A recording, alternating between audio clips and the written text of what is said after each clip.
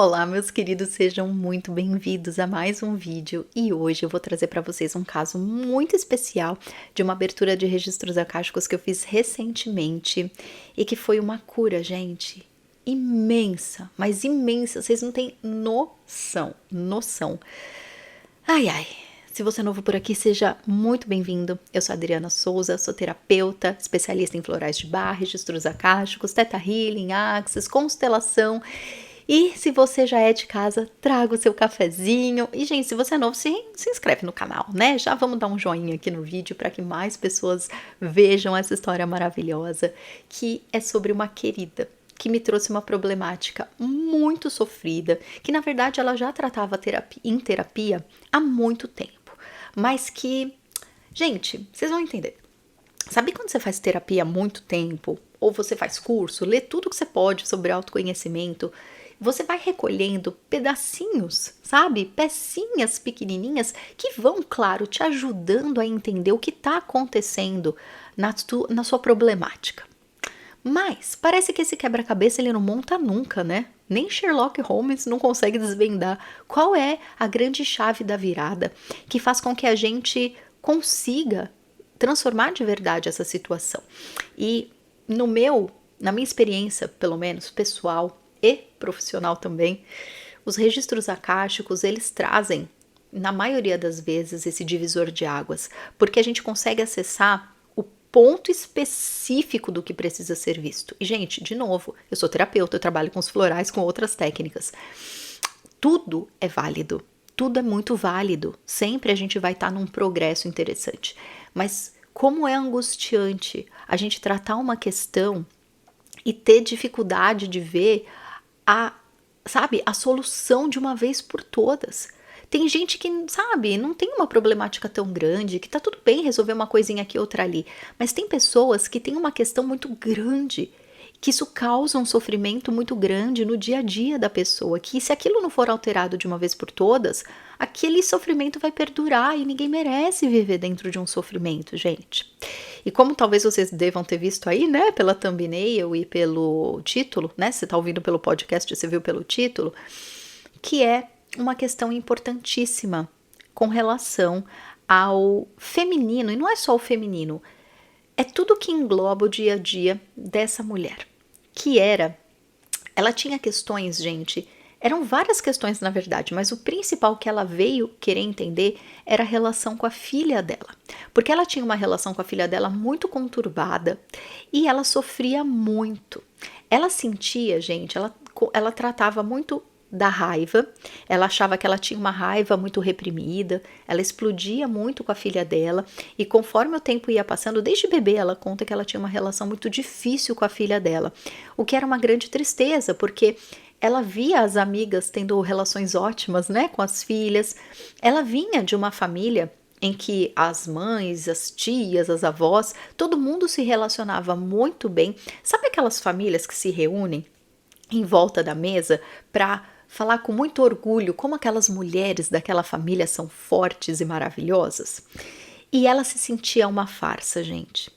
Eu sofria, né, quando eu fazia terapia com ela e ela me trazia essa questão, para mim era um sofrimento muito grande, porque eu falava, gente, mas ela é tão maravilhosa, por que ela não reconhece que ela é maravilhosa? E por mais que a gente tratasse com os florais, por mais que a gente tratasse com Theta Healing muitas vezes, ela melhorava, ela ganhava consciência, mas quando ela voltava para casa, as coisas duravam assim uma semana e depois voltava tudo ruim de novo. Então ela tinha uma sensação de raiva muito grande, ela tinha uma sensação de revolta, ela tinha uma sensação de culpa, porque uma coisa alimenta a outra, né? A raiva alimenta a culpa e assim sucessivamente.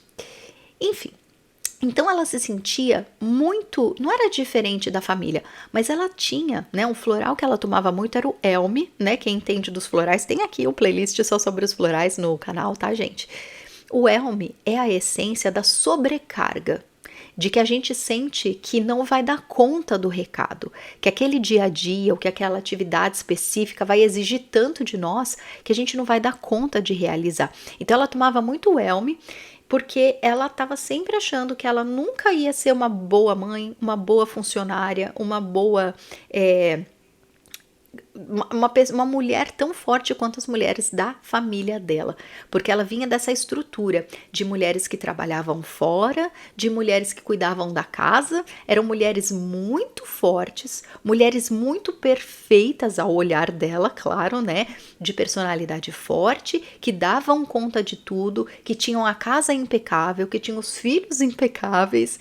E em contrapartida, os homens da família dela, a maioria dos homens já faleciam cedo. Essa era interessante. Interessante, né? Vocês entenderam o que eu quis dizer, que era um padrão. Os homens normalmente faleciam mais cedo, e os que não faleciam cedo eram homens muito sensíveis, que eram inclusive mal falados por aquelas mulheres. Gente, vão pegando os detalhes, porque é muito interessante essa história. Então eram homens que geralmente eram almas de artista, eram homens que trabalhavam com arte, homens que trabalhavam com música, que trabalhavam com marcenaria, que sempre estavam... Não era um trabalho tradicional que eles tinham, eram homens que tinham trabalhos mais artísticos, que eram homens mais sensíveis, e que aquelas mulheres enxergavam aqueles homens muitas vezes como vagabundo, como fraco, como não ter muita responsabilidade. Olha só qual que era o padrão, qual que era o ambiente que essa pessoa estava envolvida. E o que acontecia no caso dela, gente? Ela era uma pessoa que ela não gostava de rotina, ela não gostava de regras muito impostas, ela queria ter uma vida leve, ela não se importava tanto com a perfeição da casa, quer dizer, ela se obrigava a se preocupar, mas no coração dela era algo que não valia a pena, sabe? Não era algo que era prioridade para ela, mas por ela estar dentro dessa egrégora feminina tão forte, tão perfeita, ela se forçava a ser perfeita. E imagina, gente, por que ela tinha tanta raiva? Por que ela ficava com tanta culpa? Porque ela se obrigava a fazer parte dessa egrégora, sendo igual a essas mulheres, mas a essência dela, gente, não queria ir por esse lado. E isso estava reverberando negativamente na relação com a filha dela. Só que claro que a gente não sabia. A gente fazia vários trabalhos, mas a gente não tinha ainda acessado que esse era o ponto principal. E aí, quando eu fui fazer a abertura dos registros akáshicos dela, gente, foi tão emocionante, mas foi tão emocionante, que quem veio falar com ela não foi o eu superior, claro, o eu superior dela com certeza estava guiando lá aquela abertura, mas não veio mentor, não veio anjo da guarda, veio uma avó dela, que ela teve pouquíssimo contato porque ela faleceu muito cedo, e essa avó dela, ela veio explicar, porque inclusive ela não tinha muita informação daquela avó, porque as mulheres da família dela falavam muito mal daquela avó. Falavam que ela era porca, que ela não gostava de limpeza, que ela não gostava de trabalhar, que ela não gostava de cozinhar, que ela foi uma mãe negligente. Então imagina aquele centro de mulheres perfeitas falando mal da única mulher que foi imperfeita. Vocês estão entendendo o peso dessa história, gente? Meu Deus do céu, eu tinha que trazer para vocês porque eu fiquei encantada com cada detalhe. E aí, quando essa avó apareceu, ela, né, depois que essa minha paciente veio me dar o feedback, ela falou assim, Dri, a hora que ela apareceu, eu falei, ai, mas justo ela, o que ela tá vindo fazer aqui, né? Eu queria que, por exemplo, a outra avó, que ela tinha muito mais afinidade, né? Ela queria que fosse a outra avó que tivesse aparecido, e não essa. Mas aí depois ela me contou que foi a cura mais, assim, que ela nunca ia imaginar que ia chegar nessa informação. E aí essa avó veio falar para ela que, na verdade, tudo que falavam dela não era bem assim. E aí a avó teve espaço, gente. Essa avó teve espaço para explicar. Eu realmente não gostava de cuidar da casa. Eu realmente achava que cuidar dos filhos dava muito trabalho. Eu queria só ficar passeando. Essa era a vida para mim. Só que eu fui tão julgada, tão julgada, tão julgada, que eu morri cedo de amargurada. As pessoas não me entendiam. As pessoas só me julgavam. E eu entendia que tudo que eu estava fazendo era errado, quando na verdade não era errado. Era o jeito que eu funcionava. E eu te dou a permissão de ser livre do jeito que você é. E nesse momento, gente, todas as ancestrais dela apareceram, as perfeitas. Elas apareceram sorrindo, como se elas estivessem aprovando aquele movimento. Então, gente, imagina a cura que foi não só para ela, mas para toda a egrégora de mulheres daquele cenário. Porque aquela avó tão mal falada teve, enfim, espaço para expressar o que realmente aconteceu.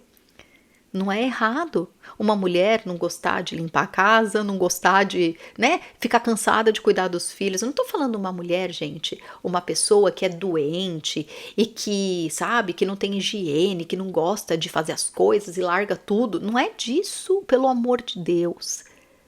É de uma mulher ou um homem, né, que aqui a gente tá falando do feminino. E a gente sabe, né, até hoje, essa conexão, né, de que a mulher é que cuida e o homem sai para trabalhar, até hoje funciona, né, em muitos casos. Mas não é sobre isso que eu quero falar. A questão é, para a egrégora daquela família, as mulheres precisavam ser fortes e perfeitas porque os homens eram praticamente invisíveis naquele cenário. E se a mulher não era perfeita, ela era jogada no lixo, como essa avó foi, que morreu sentindo esse amargor, sentindo esse isolamento. E ela mesma, essa avó, ela não é que ela se culpava, ela não tinha culpa no campo dela, mas ela tinha uma tristeza de não ter sido compreendida. Então imagina, gente, que cura linda que foi essa mulher ter podido aparecer e se expressar.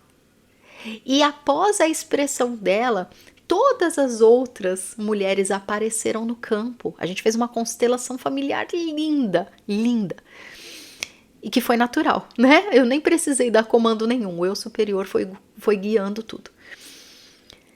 E daí, gente, pelo amor de Deus, compartilhe esse vídeo com o máximo de pessoas que vocês puderem, porque eu tenho certeza que, né? Eu também vim de uma família onde as mulheres eram muito perfeitas. Eu imagino que muitas de nós aqui, né? Muitas pessoas, né? A gente que é latina, né? Que é portuguesa.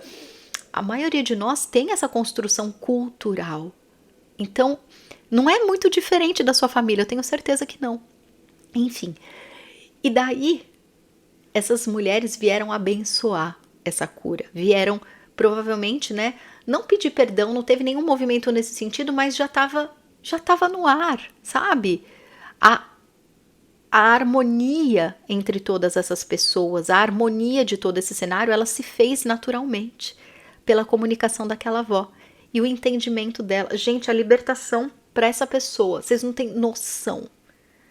Ela se libertou da carga de ser perfeita com a avó que foi isolada por ser imperfeita. Ela se libertou dessa carga. Ela entendeu essa avó, que ela mesma tinha preconceito com essa avó, mas ela nem conviveu com essa avó, ela nem sabia. O preconceito veio do que as outras mulheres falavam. Gente, imagina na nossa vida o tanto de preconceito que a gente tem com pessoas específicas da nossa família que a gente nem conheceu, mas de ouvir os outros falando mal. Quantas coisas em nós a gente pode reprimir, a gente pode recriminar, sem saber que, na verdade, a nossa grande libertação é poder ser livre. Né? Bem redundante, mas é poder ser quem a gente sente de ser, que não é errado. Não é errado uma mãe ter, às vezes, cansaço e não querer cuidar dos filhos 100% do tempo, de querer delegar um pouco para a escola, delegar um pouco para os avós. Qual é o problema de uma mulher não gostar de fazer comida? Pede para o marido fazer, ou pede para, né? Às vezes é um casal que são duas mulheres, pede para outra fazer. Compra na padaria, qual é o problema? Ou gostar de fazer de vez em quando só? Por que uma mulher precisa ter a casa impecável, ser uma mãe perfeita, só usar psicologia positiva, né? E fazer tudo certinho, e ser forte, e dar conta do trabalho, né? Gente do céu, vocês não têm noção. O feedback que ela me deu, que ela falou, Dri, eu nunca, em sã consciência, em anos de terapia com você e com 200 outros terapeutas, em livros e mais livros que eu li, em rituais e mais rituais que eu fiz, eu nunca associei as minhas brigas com a minha filha, os meus as minhas insatisfações pessoais com essa conexão com a minha avó, com a libertação da minha avó.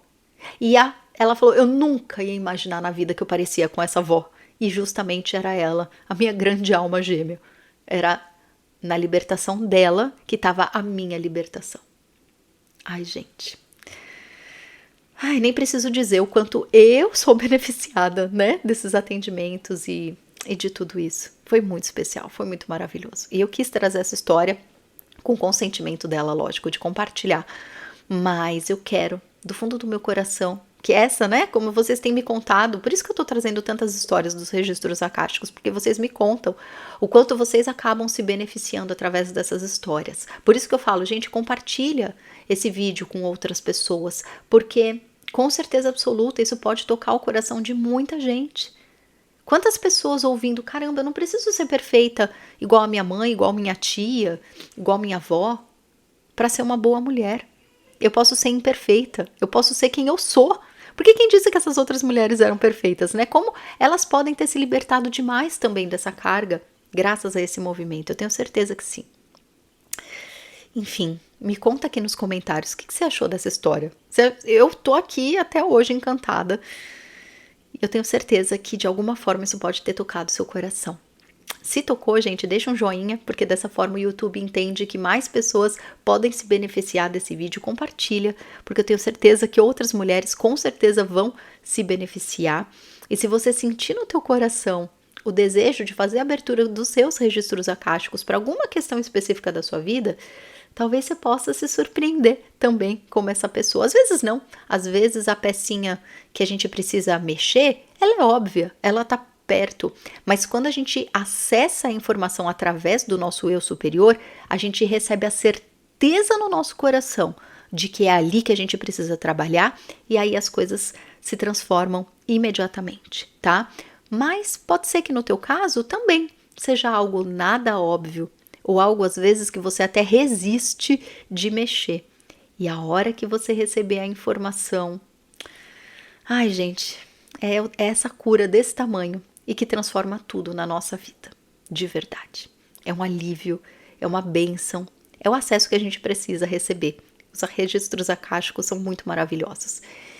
E é isso, tá bom? Se você quiser o seu, é só acessar no meu site adrianasouza.com.br/eu-superior ou lá direto no meu site mesmo, logo no topo, já tem direto a figurinha lá para você clicar e fazer o seu pedido dos seus registros acásticos, tá bom? Então é isso, meus queridos. Depois fico esperando os comentários de vocês, tá bom? Um beijo e a gente vai se falando. Tchau, tchau.